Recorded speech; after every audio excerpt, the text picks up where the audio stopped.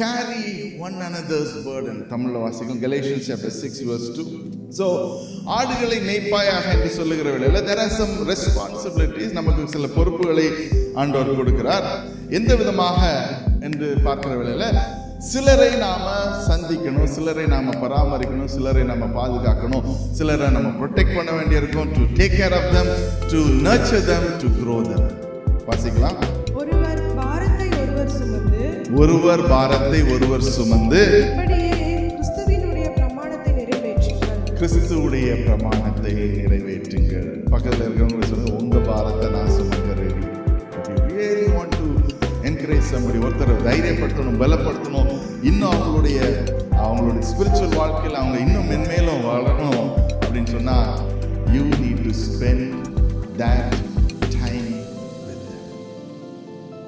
Amen. Hallelujah.